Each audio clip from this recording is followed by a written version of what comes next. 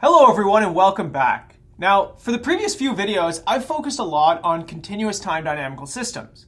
And that's not because the theory is just applicable to continuous time systems. In fact, everything that we've talked about so far has an analog with discrete time systems.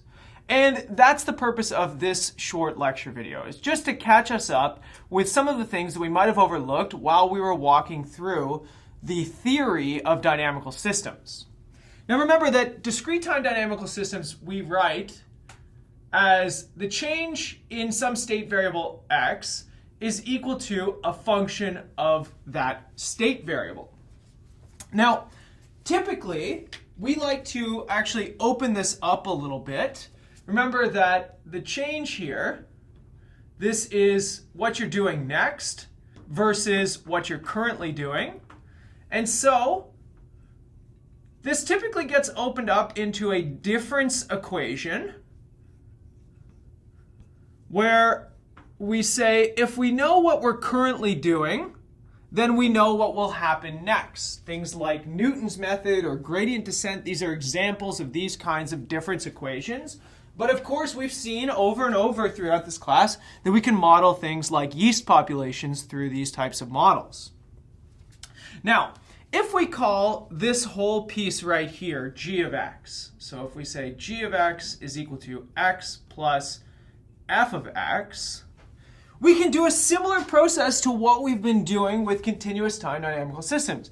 That is, we can linearize around a fixed point or an equilibrium for this thing.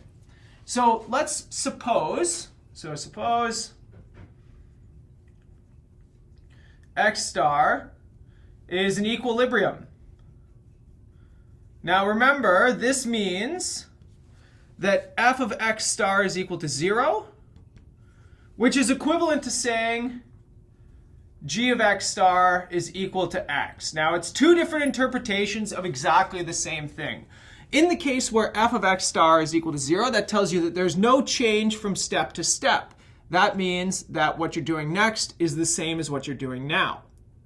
Now, putting it in this interpretation of a difference equation where you're going based on what you have, that means that if you currently are at the equilibrium, you're going to stay at the equilibrium, right? So these are two equivalent views of the same thing. But as I said, this is typically the more standard notation that you'll encounter because things like Newton's method or gradient descent, even Euler's method that we'll explore in the next video, they all get put into this update type equation.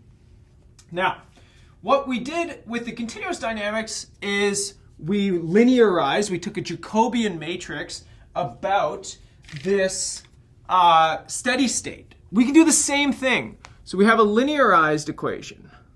So we say linearized, this means compute the Jacobian, and we would get an updating scheme that is the Jacobian matrix of my function g. So this is why I want to work with this g function here at the equilibrium. Okay, so this is a completely linear dynamical system. And we have similar results to what we had in continuous time. So in particular, all of the dynamics of this thing are determined by the eigenvalues of the matrix dg. In particular, we have stability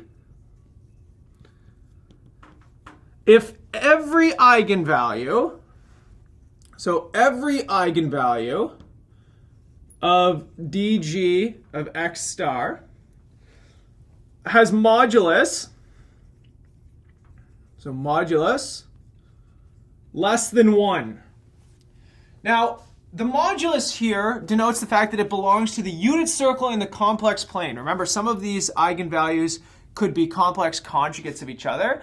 The fact is, if you take the absolute value of a complex number, so their real part squared plus the imaginary part squared, all under the square root, the Euclidean norm, if every one of those eigenvalues is smaller than 1, then you have stability of your original equilibrium point.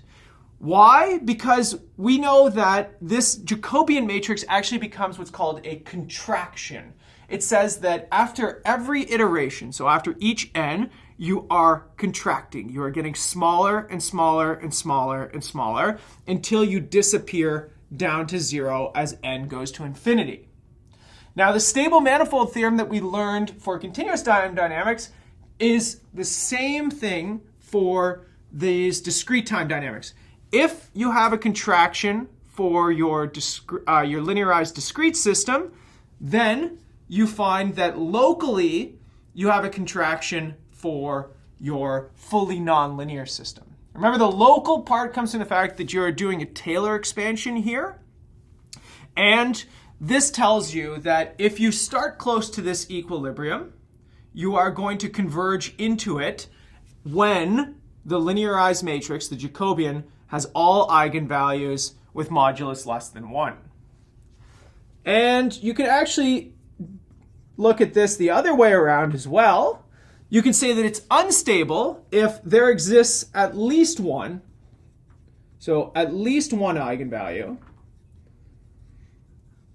of this matrix dg of x star with modulus, so modulus greater than 1. So if there's even one eigenvalue outside of the unit circle, then you have instability. Why? That eigenvalue, when you take successive powers of it, is going to get bigger. And that means that one dimension at least of this thing is expanding. You no longer have a contraction. You have an unstable direction here. And that instability from the linear system carries over into an instability for the nonlinear system. That actually tells you that if you started close to this thing, then you would expect to be pushed away due to this instability. But what I really want you to notice here is it's the same basic process that we saw with continuous time dynamical systems. In particular, it all comes down to just analyzing the eigenvalues of a matrix. The stable manifold theorem tells you the same thing. If you have stability for the linear system, then it carries over to stability for the nonlinear system.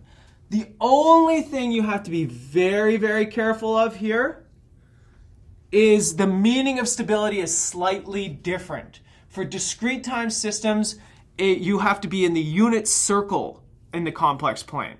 Remember, for continuous time systems, you have to be in the left half of the complex plane. That's when you have real part less than 0. This is typically the thing that messes people up the most, but if you can remember that piece of it, everything else is the same. In particular, we also have the Hartman-Grobman theorem here as well. It tells you that if you zoom in closer and closer to this equilibrium value for the nonlinear difference equation, it looks more and more like the linearized system, right? It might be just bent or deformed a little bit, but it has the same basic structure. It is homeomorphic to what you get with the discrete time system.